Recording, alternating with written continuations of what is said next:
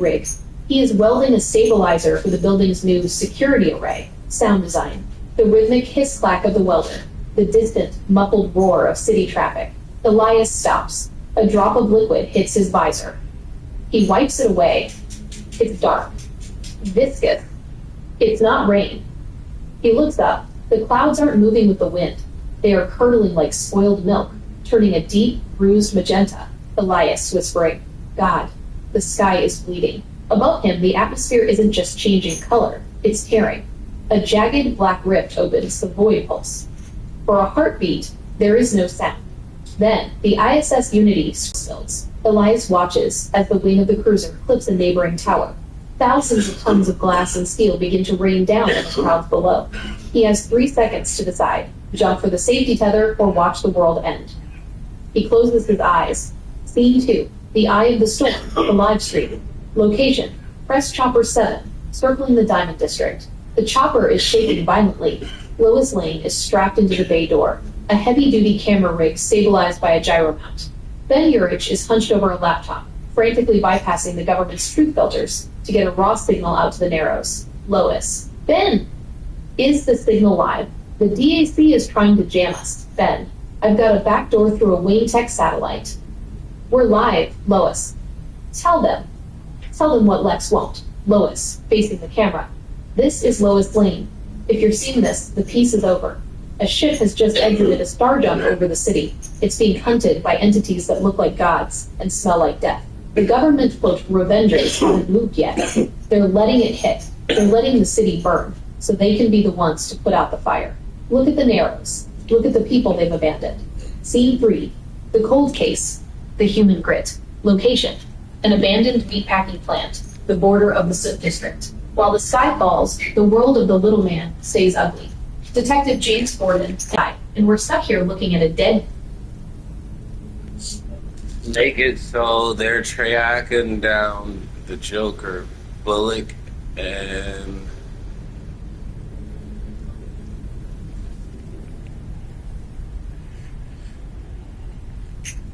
James Gordon and Gordon, and somehow he has to pull out his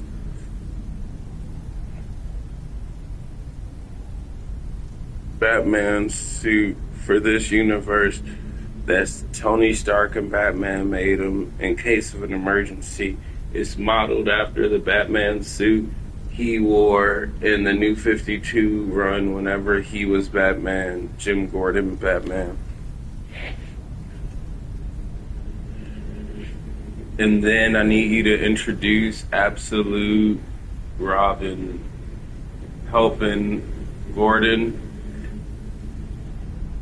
And I want to know what Sarah Pazzini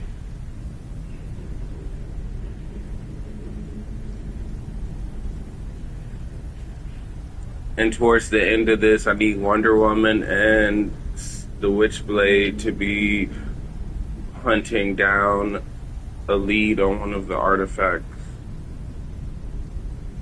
from the Witchblade universe.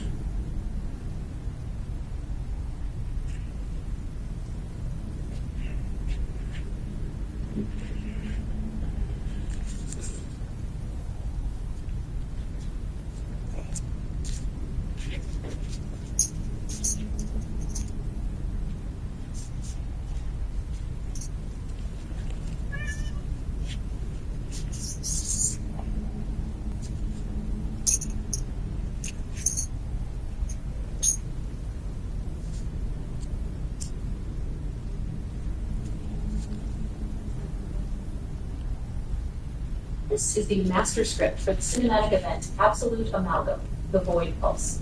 We are operating at maximum narrative density. The atmosphere is thick, with the copper tang of blood, and the electric hum of a world being overwritten. 9 days remain. ACT-1, The Bleeding Sky. Exterior, the LexCorp Wayne Spire, 40TH4. The wind at this height is a physical weight, screaming through the steel girders of the unfinished spire. Elias Vance, a welder whose hands are permanently stained with graphite and grease, wipes sweat from his brow. He stops. The sky isn't turning. And I need you to put up a dome around this infected part of the city, or the part of the city where the space crashed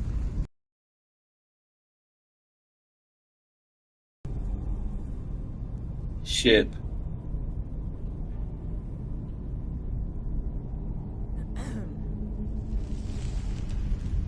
And make it a part of the protocol of the city in case an event like this happened.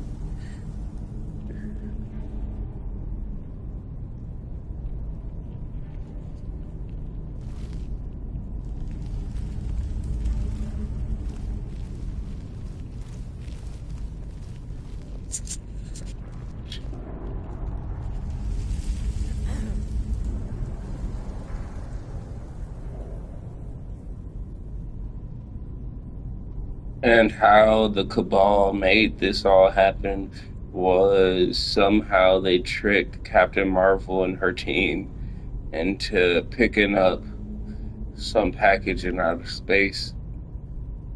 And that package had the Grendel symbiote, an egg from it. So one of its kids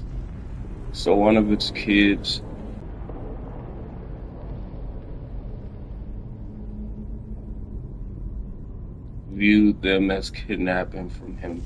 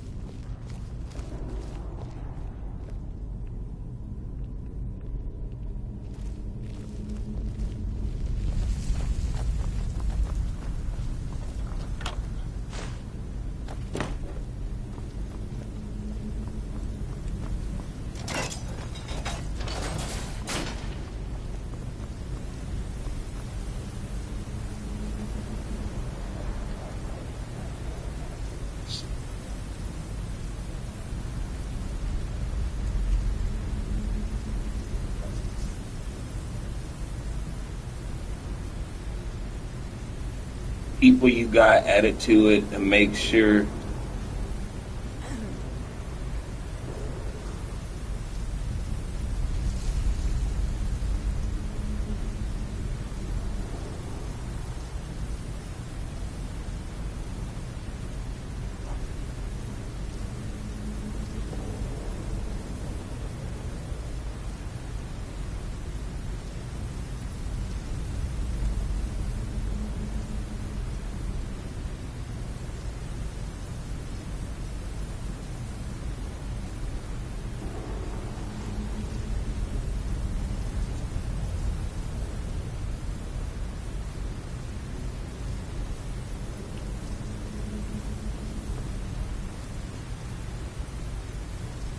This is the unabridged master script for the cinematic event, Absolute Amalgam, the Void Pulse. To reach the 140-act density, we are expanding into the granular subplots of the secondary characters, the visceral physics of the combat, and the internal psychological collapse of the Cabal. Title: Absolute Amalgam, the Void Pulse. Running time: 210 minutes, 3 episodes. Tone: neo-noir/cosmic horror/extreme superhero drama. ACT-1, The Foreman's Lament. Exterior: the LexCorp Wayne Spire, 8 a.m. We open with a 2-minute-long take of Elias Vance welding. Background noise: the muffled roar of a city that never sleeps. The sparks from his torch are the only light until the sky shifts. The atmosphere turns the color of a fresh bruise. Elias stops. The silence that follows is deafening. ACT-2, the Global Troops Uplift. Interior: News Chopper Global Trooper. Lois Lane and Ben Urich are shouting over the rotor wash. The camera is shaky, handheld. Ben is bleeding from a small cut on his forehead, where a tablet hit him during a sudden gust of bleed wind. Ben: the government filters are kicking in, Lois. If we don't jump the frequency to the unbound servers in 30 seconds, the world sees a weather report instead of a war. ACT-3, the Mars Rupture. Exterior: upper atmosphere. The ISS Unity tears through the fabric of space. It doesn't look like a ship. It looks like a wounded animal being dragged by unseen teeth. We see the symbiote dragons for the first time. Ancient, leathery wings that ignore the laws of physics. ACT-4. The packaging deception. Flashback. 24 hours prior. Captain Marvel accepts a crate from a DAC transport in deep orbit. Lex Luthor's voice over the comms is warm, paternal. Medical supplies for the Martian refugees, Carol. You're doing God's work. Inside the crate, a single, pulsing Brendel egg waits. ACT-5, the Soot District stakeout. Interior, abandoned foundry. Jim Gordon and Harvey Bullock are huddling behind a rusted desk. The ground is littered with silverfish that have been mutated by necrogas. Gordon. He's luring us, Harvey. He wants us to see the sky. ACT-6, the Gordon Bat Awakening. Gordon finds the crate hidden by Tony Stark. He touches the cowl of the... Redo that, but quit saying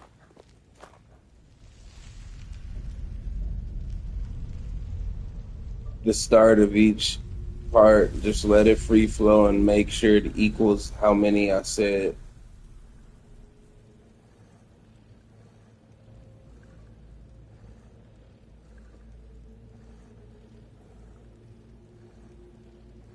And let the whole story bleed together. I want every action to lead to the next action, not to be you stop discussing it one and then start discussing another one. I want all the action sequences, all the dialogues, all the monologues, all the scenery explanation, all the world building, all the everything to bleed together into this free-flowing story.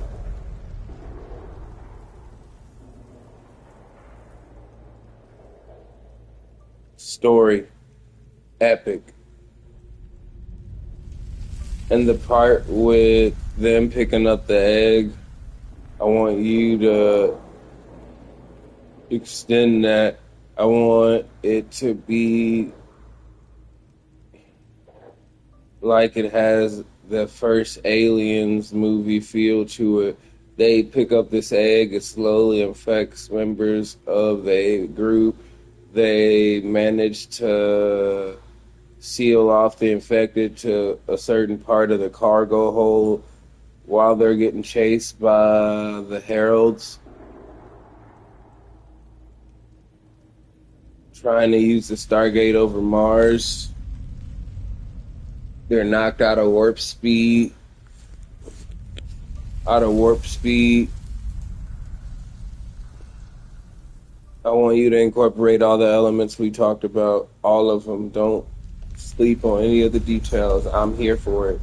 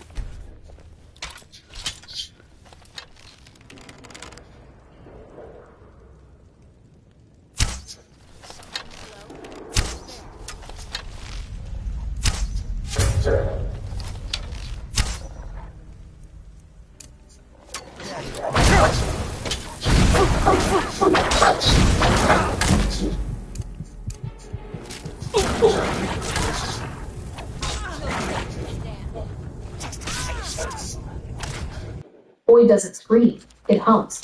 It's a low-frequency vibration that rattles the marrow of your bones before you even realize you're dying. Inside the shimmering hull of the ISS Unity, Captain Marvel watches the automated crane arm lower a blackened obsidian crate into the sterile white light of the seventh deck. The manifest, signed by a digital ghost of Lex Luthor, calls it refugee rations. But as the seal hits open, the air in the cargo hold drops 40 degrees. Carol Danvers reaches out, her gloved fingers hovering over a leathery, pulsing mass that looks like a heart torn from a god. It's the Brendel egg.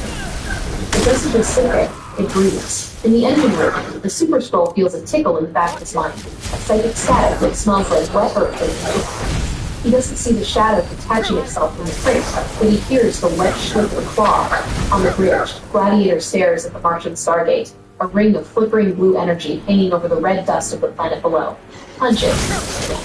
But the words die in his throat. A sensor tech screams as a black, oily filament erupts from the ventilation grate, stitching his mouth shut with necromatter. The infection is moving faster than light. Carol slams the emergency bulkhead, sealing 3 of her crew members in the hold with a pulsing egg, their faces pressed against the reinforced glass as the black sludge begins to claim their eyes. "We have to jump," she roars, but the ship is already being dragged. Outside the hull, the stars are being snuffed out by the wings of symbiote dragons. They aren't just chasing the Unity. They are reeling it in. Hela stands atop the lead beast, her necro-veil spinning. Her eyes fixed on the friend beside, trapped in the cargo hold. Beside her, Boy the Godbird raises the all-black, the blade vibrating in sympathy with the egg. The kidnapping is complete. Thor rasps. The Unity hits the Stargate at an unstable angle, the blue energy turning a violent, spinning violet as the ship is spat out over New York. The sky over the diamond drifts abruptly like an overripe tree. Alliance Space, suspended by a single safety line, 40th floor of the left wing spire, drops his welding torch. He watches the Unity scream through the clouds, a 2-mile streak of burning titanium. The sonic boom doesn't just break the windows, it shatters the eardrums of the people in the streets below. The ship shears off the top of the spire, sending a rain of glass and girders onto the pedestrians. In the news hopper above, Lois Lane is gripped by the doorframe, her knuckles white.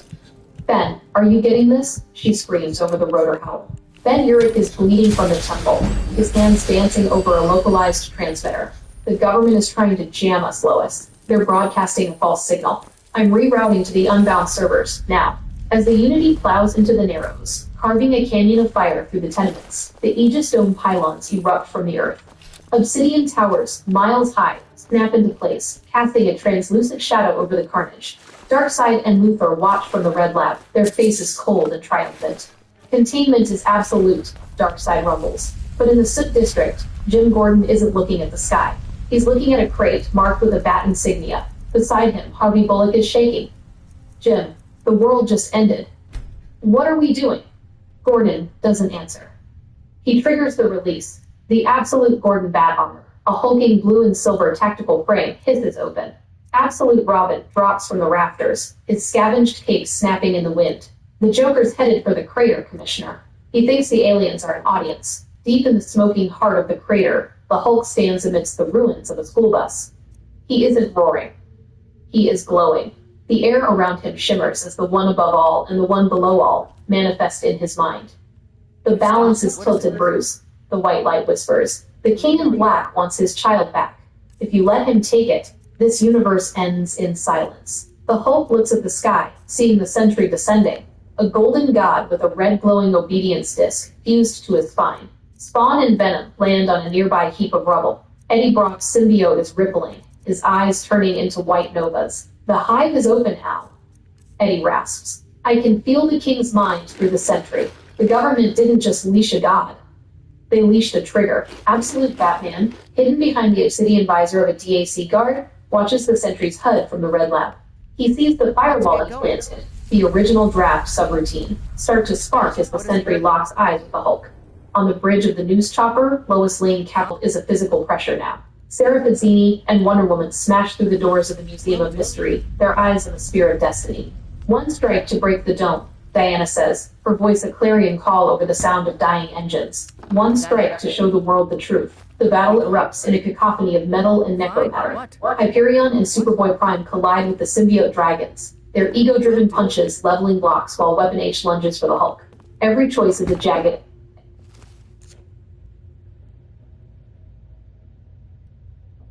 edge. Gordon backfires a non-lethal suppression wave at the Joker, while Robin navigates the crossfire to save a trapped family.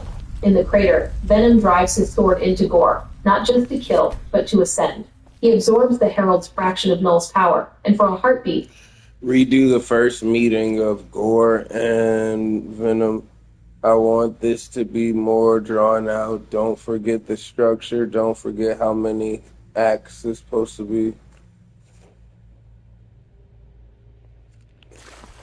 following sequence expands upon the pivotal confrontation between the Scion of the Void and the Protector of the Unbound, woven into the 140-act cinematic tapestry of the Void Pulse. The black rain begins to fall inside the Aegis Dome, a viscous, oily downpour that smells of old blood and deep space vacuum. Eddie Brock stands atop the jagged remains of a flipped DAC transport, his boot sinking into the softening asphalt. His symbiote isn't just a suit anymore. It's a frantic, living sensor array, tendrils lashing out to taste the air. A.L. Simmons, Spawn, remains 5 paces behind, his living cape flared like the wings of a vulture, sensing the metaphysical rock before the physical threat even manifests. He's here, Al, Eddie rasps, his voice a dual tonal grind. The All Black. It's singing to me. It sounds like a funeral. From the bruised purple clouds, a single silhouette descends. It doesn't fly with the grace of a hero. It drops like a stone, hitting the ground with a sound that isn't a thud, but a crunch of reality. Gore the God Butcher stands in the crater, his skin the color of parched bone, draped in the shifting shadows of the Necrosword. He doesn't look at the burning ship or the screaming civilians. He looks at the blade in Eddie's hand, the fragment of the king's own spine. A thief, Gore whispers, his voice a dry rasp that carries over the roar of the fires. A parasite wearing a crown it cannot understand. You carry a piece of my master's soul, little maggot. I have spent eons playing the divinity from the stars. What makes you think a man from a gutter can hold the shadow? Gore moves. It isn't a sprint. He blurs. A streak of absolute darkness. Eddie raises his sword, the 15% power of venom. The end, flickering like a dying star in his veins. The collision of the 2 necroblades creates a vacuum of Restart that fight once again and all of this. Revise that fight. I need nothing to do with Venom the End until the last episode where he gets that power unlock. Right now, he's at whatever power level he's been at for this whole story that we already established as he's having this fight. But they should have more dialogue as they fight each time the swords clash, each time they throw a punch, each time a dragon flies.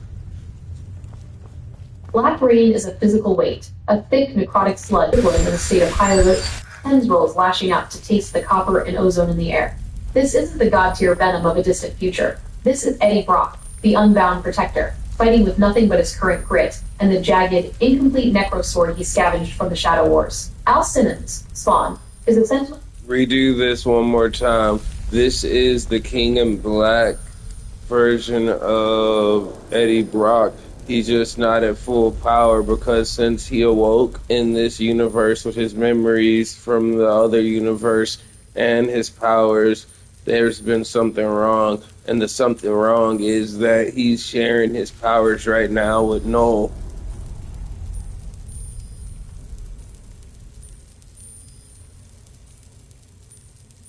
And the other Necrosword users, but we haven't gotten that part yet, but I have to keep telling you stuff, and we're not supposed to get to that part yet because I wasn't supposed to tell you that yet. I didn't want you to interpret that into the story. You just needed to know that this is King in Black, Eddie Brock in this universe. With as the Venom suit.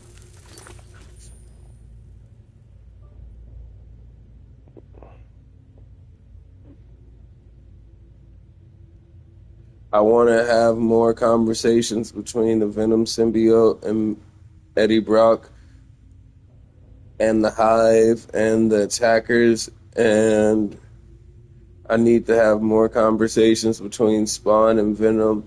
They need to form some weird kind of brotherhood on the account of their symbiotes. I want to have more interactions with Absolute Superman and Spawn on account of their power levels being what they are.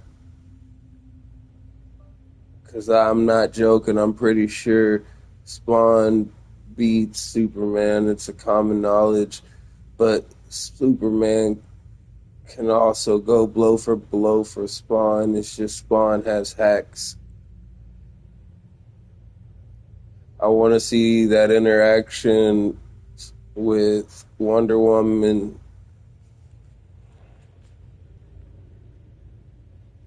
and the Absolute Wonder Woman and the Witchblade. I need to see more interactions with the X-Men, the Fantastic Four that we're discussing as they go about doing what they're doing. I need to see more interaction with the Darkness that Jackie Estacado and what he's making the mob do to and how he incorporates into this story. I need to see one of the. Can you come up with a name for those gods that we talked about that were the brothers and the one in Change from the Spawn universe and the Angelus? I'm pretty sure you spelled that wrong. I can't take credit for that because I talk it, you type it, and you spelled Angelus wrong.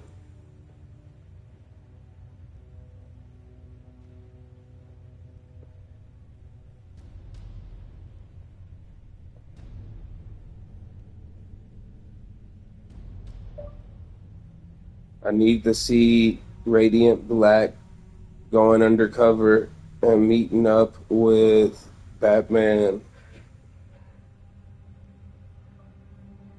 while all of Lex's heroes, quote unquote, really supervillains, what the world sees, are out while General Ross is in the chopper communicating to the team their evils.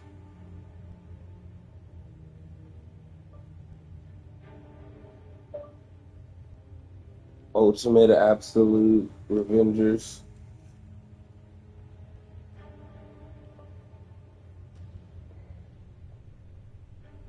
I need to see some of the plot play out. I need to see what goes on with Hulk after the crater. I need more stress on the conversation between the one above all and the one below all talking to him.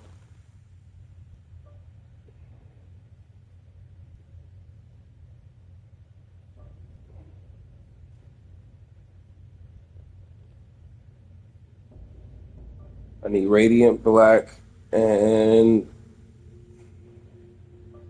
the Absolute Universe's version of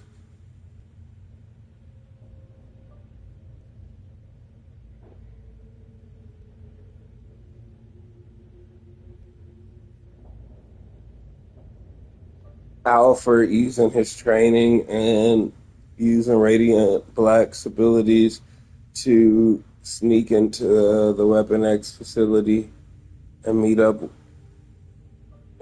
with Batman, bringing him one of his suits and something he asked them to bring from one of his bat caves.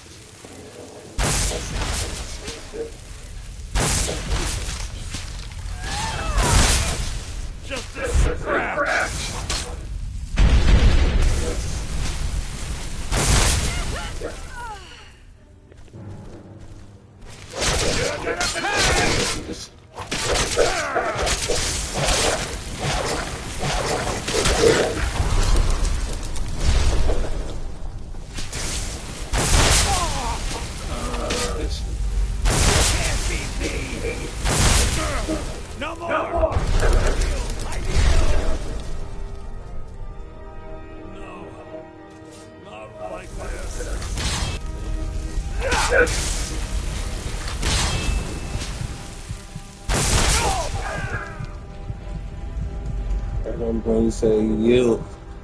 Boyd doesn't just hum. It screams with a frequency that only the damned can hear.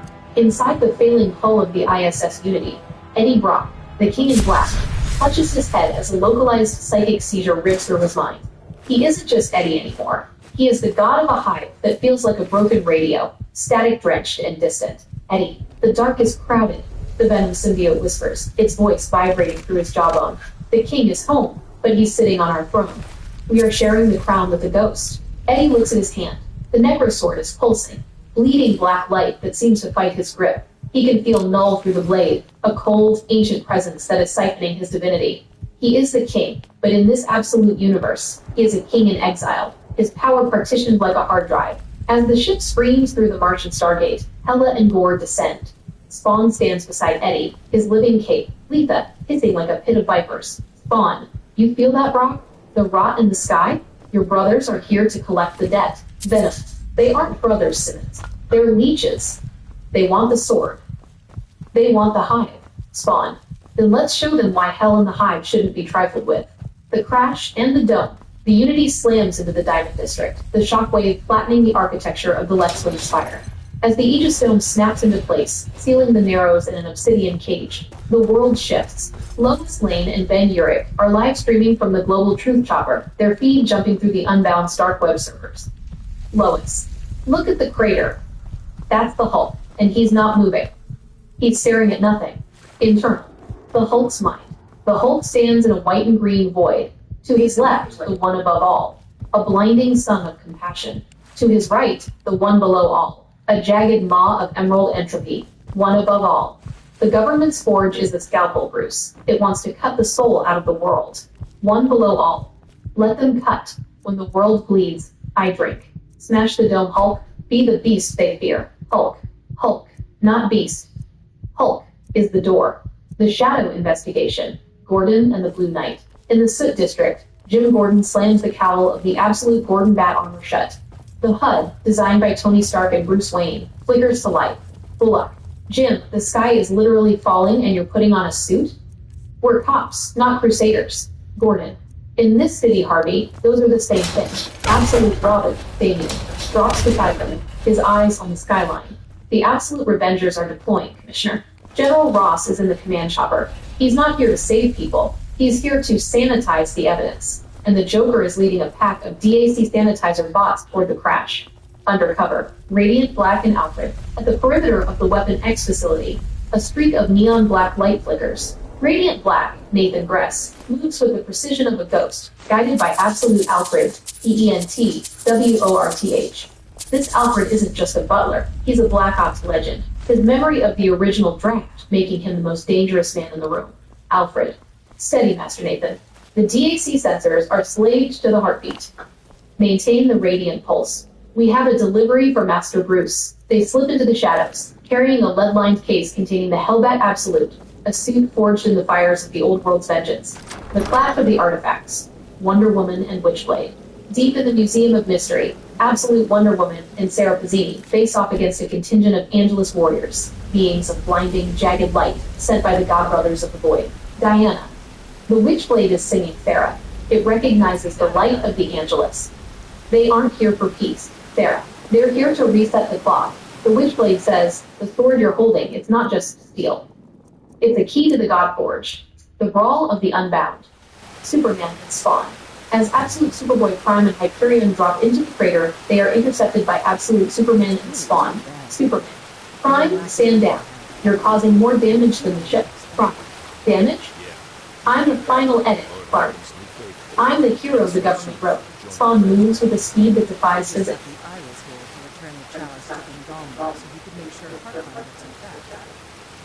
Restart this from the moment you were talking about Wonder Woman and the Witchblade, and then keep going. But remember, those brothers and the other gods are actually on the heroes team.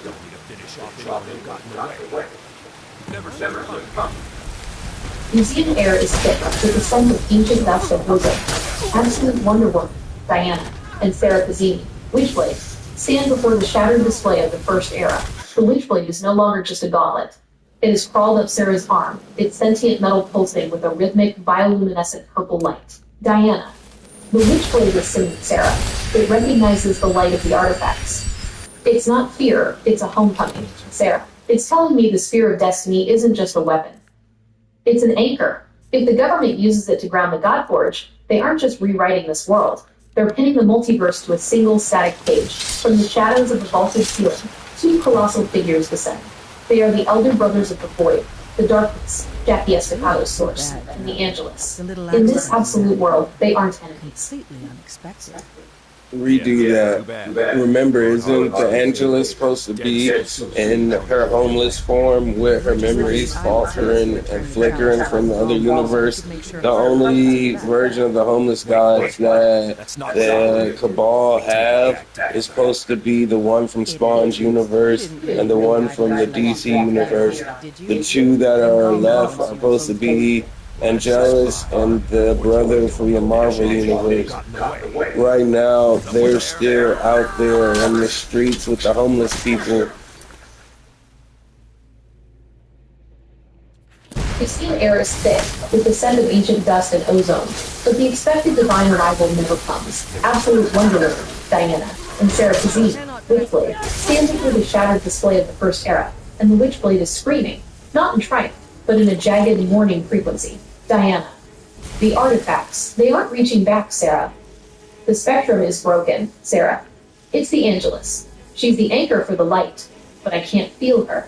The Witchblade is searching for her signature, and all I'm getting is static and a cold, wet wind from the docks, the streets, the fallen light, and the homeless gods. 5 miles away, in the shadow of a rusted shipping container near the Narrows Pier, a woman shivers under a moth-eaten blanket.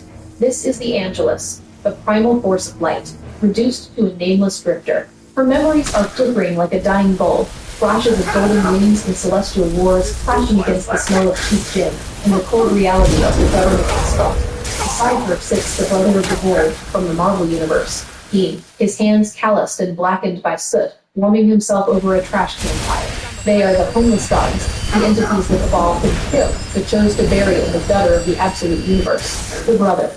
Do you remember the sun, sister? Not the fake one Luther put in the sky, the real one, the Angelus. I remember a garden and a sword, but every time I try to grasp the hope, the government broadcast in my head turns it into a television jingle.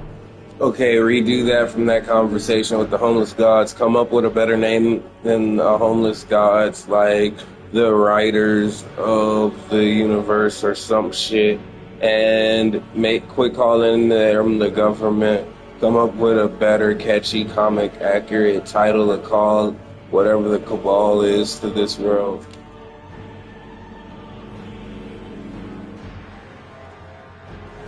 The steam air is thick, with the scent of ancient dust and ozone, but the expected divine arrival never comes. Absolute Wonderwoman, Diana, and Sarah Kazim, Witchblade, stand before the shattered display of the First Era, and the Witchblade is screaming, not in triumph, but in a jagged mourning frequency. Diana. The artifacts, they aren't reaching back, Sarah. The spectrum is broken, Sarah. It's the Angelus. She's the anchor for the light, but I can't feel her. The Witchblade is searching for her signature, and all I'm getting is static and a cold, wet wind from the docks. The docks, the architects of the Void. 5 miles away, huddled under the rusted skeleton of a crane at the Narrows Pier, a group of figures sits around the fire, fueled by shredded history books. These are the architects of the Void, beings who once held the blueprints of reality, now reduced to the unwritten. Their memories flicker like dying bulbs, flashes of golden wings and celestial wars clashing against the smell of cheap gin and the cold reality of the high-burning asphalt. The woman shivering under a moth-eaten blanket is the Angelus, the primal force of light. Her memories are a fragmented mess of the old multiverse. Beside her sits the brother of the Void, Marvel, his hands calloused and blackened by soot. The brother. Do you remember the sun, sister? Not the fake one that Hegemony put in the sky, the real one? The one that burned with the truth, the Angelus. I remember a garden and a sword. But every time I try to grasp the hilt, the Hegemony broadcast in my head turns it into white noise. We aren't just homeless, brother. We are being deleted. Nearby, 2 others share a cigarette. One is the brother from the Spawnverse, his eyes pits of hellfire, and the other is the brother from the DC-verse, his posture still reflecting a regal grace he can't quite name. Redo that. The brother of the DC universe and the one from Spawn's universe already got captured.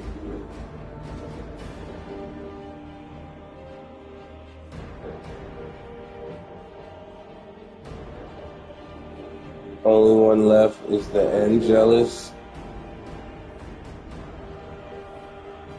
and the brother from the Marvel Universe. Those are the only two architects in play. Still on the board that are not captured.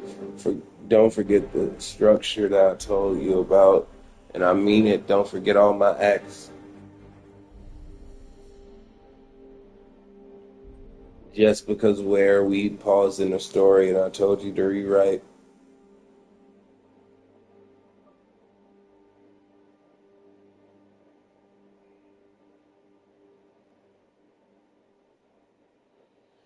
I want to see the ultimate Revengers,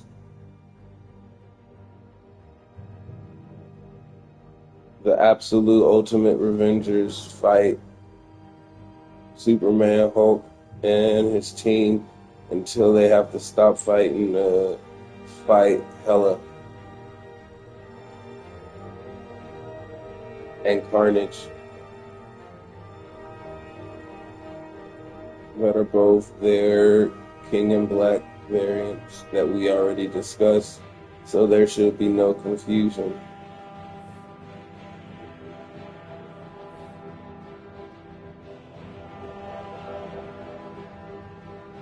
And I want to see the story keep playing out with all the characters in the mention without fail, keeping the tones we discussed without deviating and picking up from where we just broke off.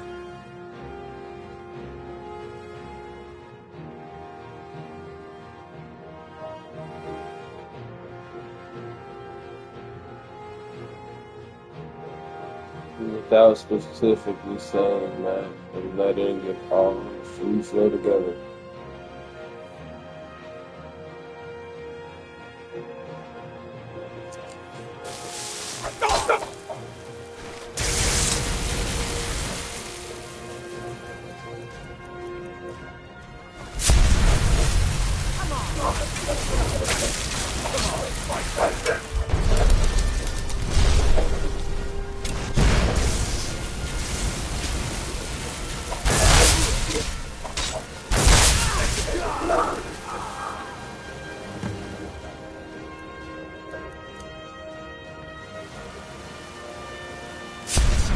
Black rain isn't water, it's the sweat of a dying reality. It coats the obsidian spires of the high hegemony in a slick, necrotic film that smells of old blood and copper. Inside the Aegis Dome, the atmosphere is a pressurized nightmare, and every act of this war is bleeding into the next, a singular, continuous stroke of violence. Under the rusted crane at the Narrows Pier, the Angelus, the primal architect of light, shivers beneath her moth-eaten blanket. Beside her, the brother of the void, Marvel, stirs the trash can fire with a piece of rebar. They are the last two free architects. The hegemony has already shackled their brothers from the DC and Spawn universes, turning them into living... Redo...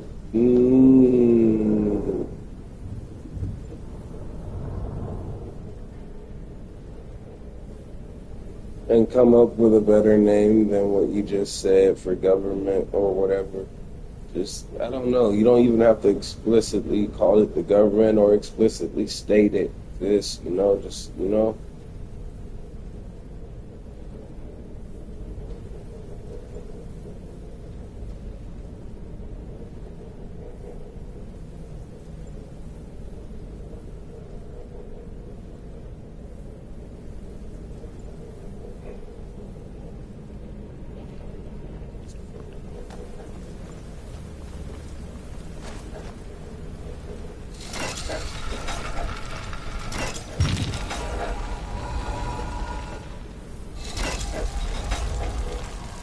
This is the uninhibited flow of the void pulse. The narrative density is absolute. The countdown to the Godforge stands at 9 days.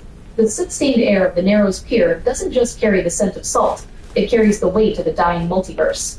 Huddled beneath the rusted crane, the Angelus clutches her moth-eaten blanket, her eyes flickering with a golden fire that keeps guttering out like a candle in a gale. Beside her, the brother of the void, Marvel, stirs the trash can fire with a piece of rebar. They are the last two architects on the board, the only creators left who haven't been dragged into the High Hegemony's correction centers, where the DC and Spawn brothers are currently being dismantled for their raw narrative code. I can feel them screaming, sister, the brother whispers, his voice a dry rattle. Our brothers, they are being used to calibrate the forge. Every time they scream, a piece of our history turns into static. The Angelus doesn't answer. She is looking at the Aegis Dome, the translucent obsidian cage that now seals them in with their own extinction. Inside that cage, the ground begins to vibrate. It's not an earthquake. It's a rhythmic, conscious pulse.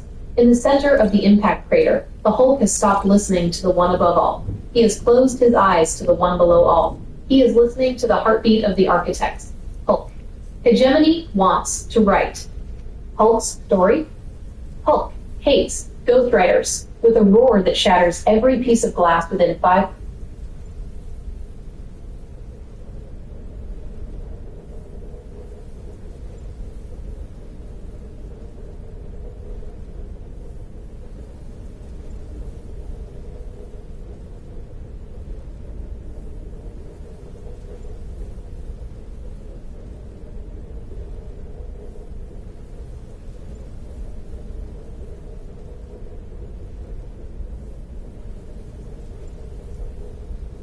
What the fuck is that? What? Quit getting your wires crossed. I didn't ask for that. Just because I said something and you typed it wrong don't make it right, and you shouldn't keep going for it.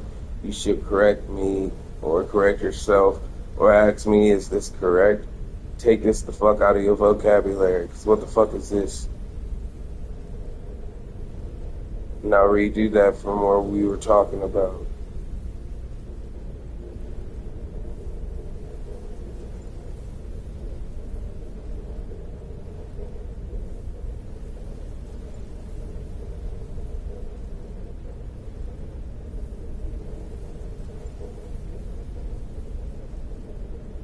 Redo that. We're not sticking with the government regime. We coming up with a better name for it, or we're just not talking about it.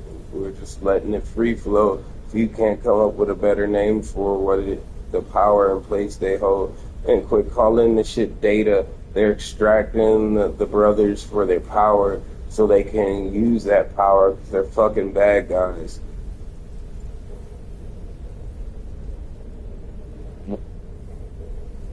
Soot-stained air of the Narrows Pier doesn't just carry the scent of salt, it carries the weight of a dying multiverse. Huddled beneath the rusted crane, the Angelus clutches her moth-eaten blanket, her eyes flickering with a golden fire that keeps guttering out like a candle in a gale.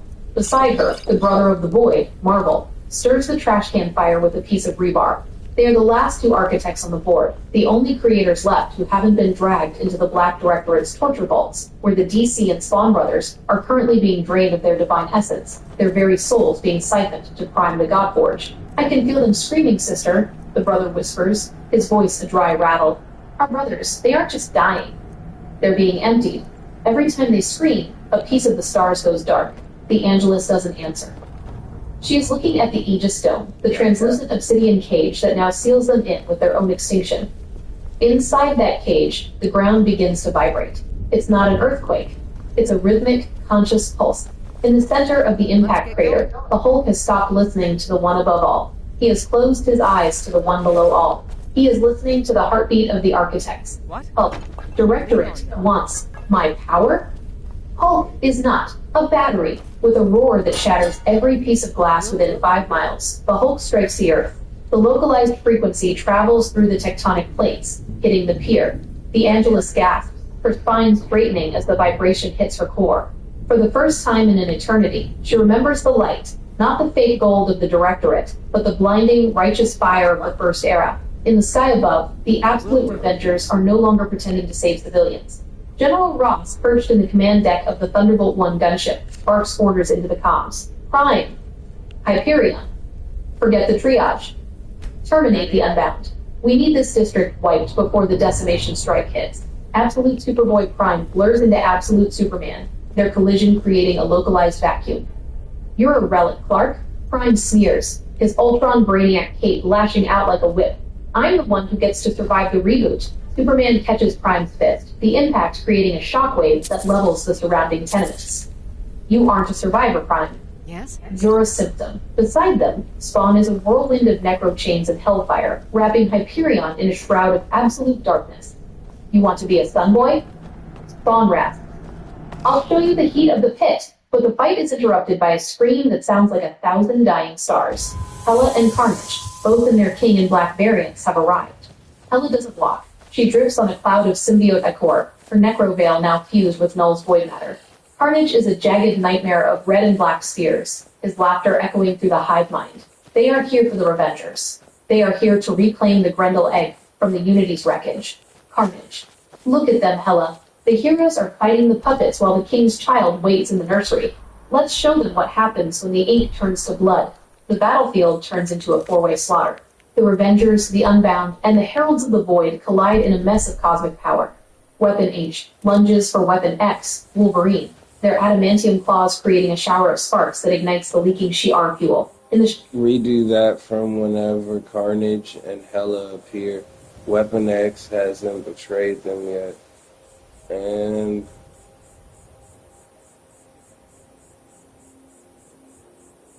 don't forget about the Sentry. And the Joker. And don't forget about the structure. Don't forget about the structure just because I'm correcting you.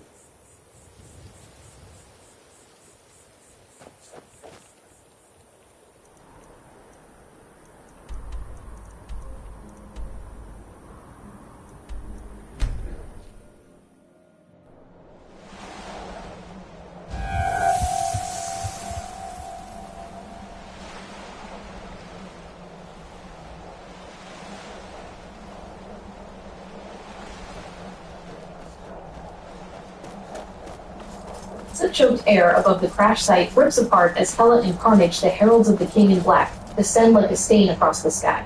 These aren't the variants the world remembers. Hela is draped in a shifting, living veil of void matter, and Carnage is a jagged obsidian cathedral of teeth and spears, his very presence causing the Aegis Dome to vibrate with a discordant, alien frequency. Carnage. Smell that, Queenie? It's the scent of a nursery. The Grendel Scion is crying out from the wreckage, and these little ants are too busy playing war to notice the king is knocking. They hit the ground between the absolute Revengers and the Unbound.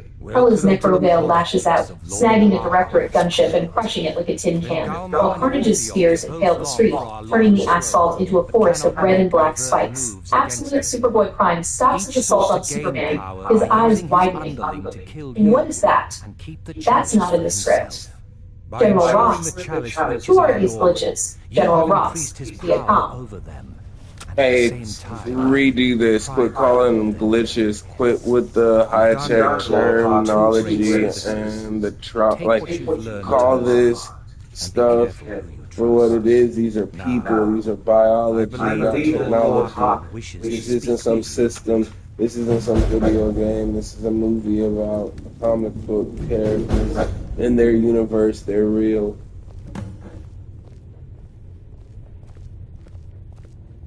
The choked air above the crash site rips apart as Hela and Carnage, the heralds of the King in Black, descend like a stain across the sky. These aren't machines or digital errors. They are ancient, primal, biological nightmares. Hela is draped in a shifting, living veil of void matter that breathes with her, and Carnage is a jagged obsidian cathedral of teeth and wet muscle. His very presence makes the marrow in the hero's bones vibrate with a discordant, alien frequency that screams of extinction. Carnage. Smell that, Queenie? It's the scent of a nursery. The king's own blood is crying out from the wreckage of that ship, and these little ants are too busy playing war to notice that father is knocking at the door. They hit the ground between the absolute Revengers and the Unbound. Hela's necro veil lashes out, snagging a gunship and crushing. For centuries, the prophet I believed. I have ordered the... Come now, and hear my proclamation.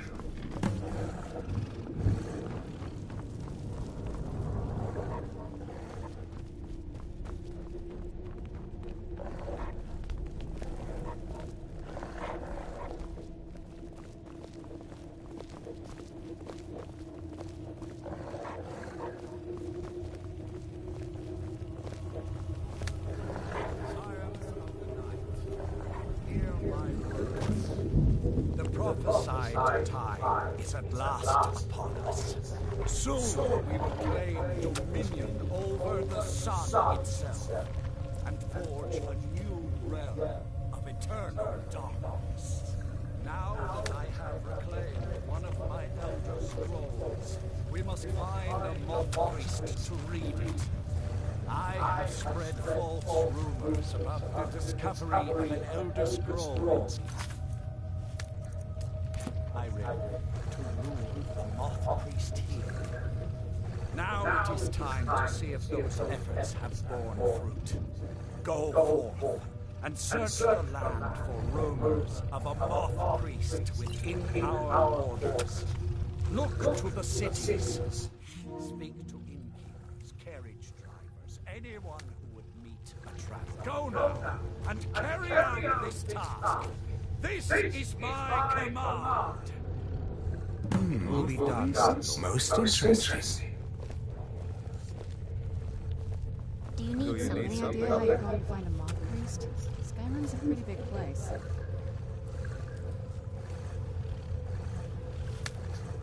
Well, back before the wizards know about it, let me know if you want me along. Do you need something? If you want to come along, it has to just be me and you. Do you If you need want to come something? along, it has to just be me and you.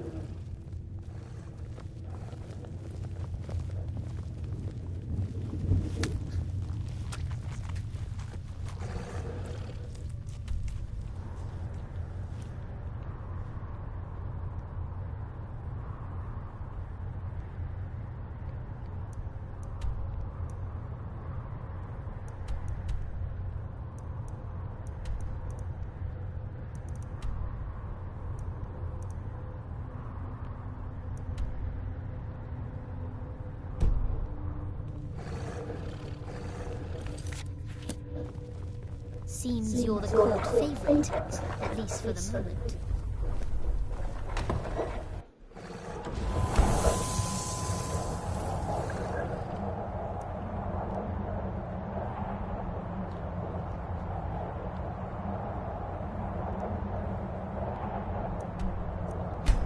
That bitch really stayed here instead of following me. It's crazy.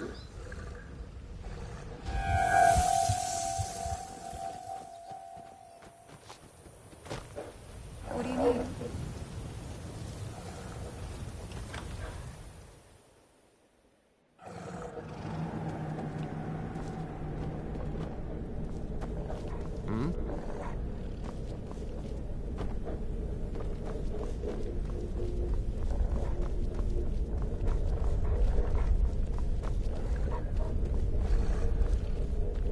We going?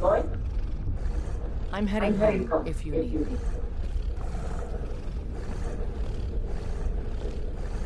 You're someone who can get things done. I like that.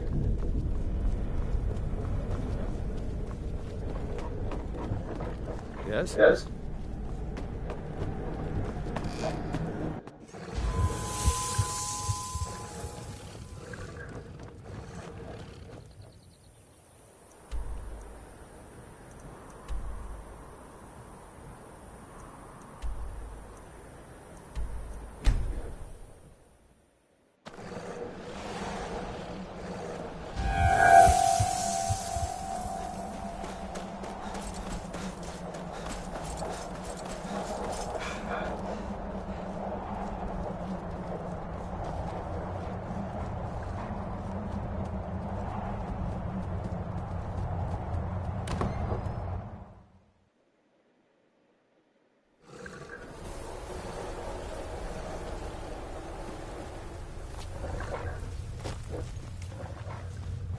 Do you need something?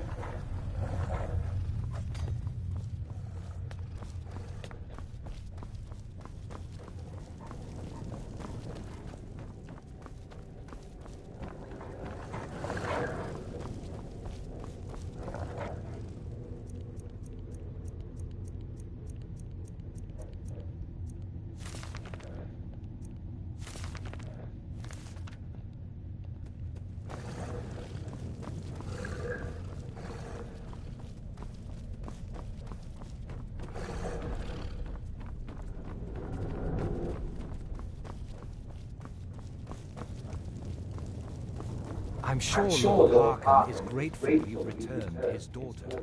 Were you looking for me? Of course. Let's go.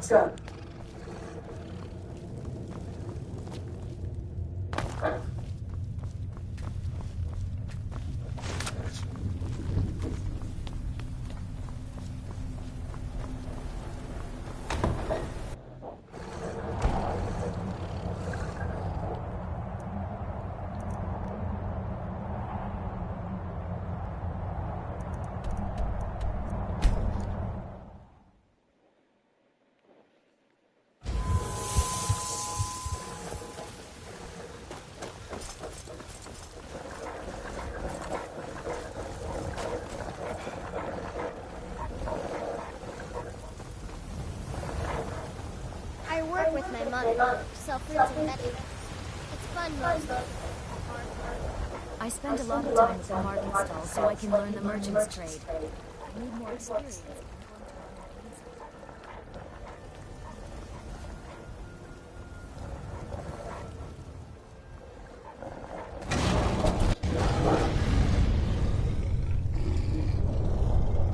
The blood calls, brother.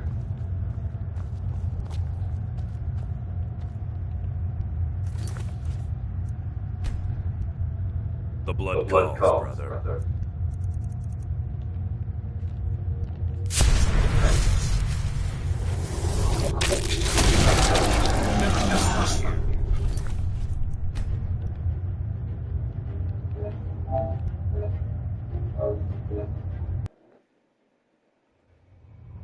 The blood calls, brother.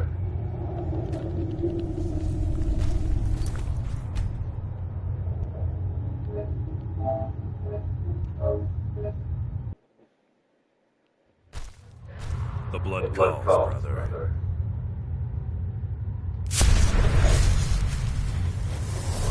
The blood calls.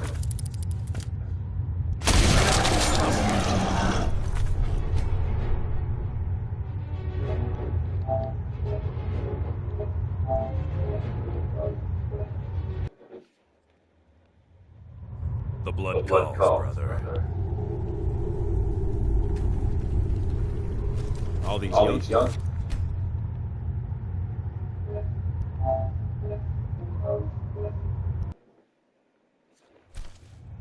The blood calls, brother.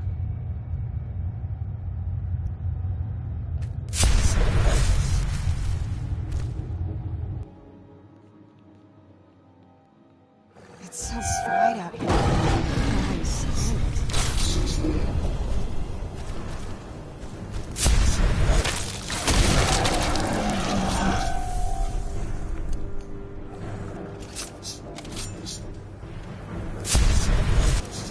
Nothing like a goose chase around the whole damn province.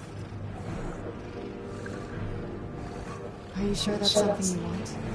Alright then. Hold still.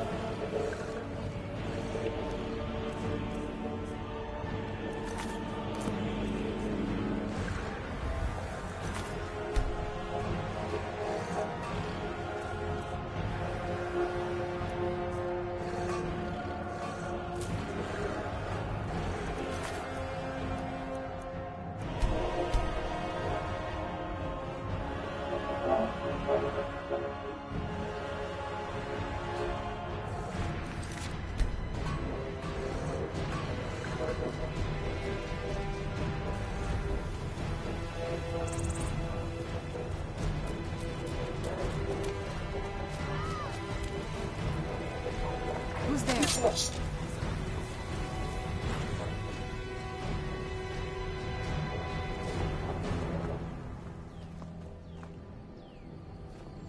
Are you awake? I was starting to think you might never come back. Yours was not an easy. We even there's a the silver. We're going to lead on. Skior's already scouting ahead. That's certainly unusual.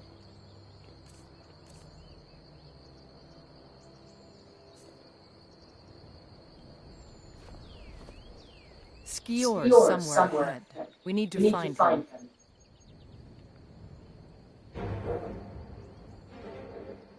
Nothing. It doesn't last. The more we feed, the greater our prowess will grow. We could. You have the blood of the wolf in you. You'll need to build up your strength before you. Just be careful where you do it. You were born in. I almost envy you. You gave us even more trouble than Farkas did in his first term. I'll take my leave.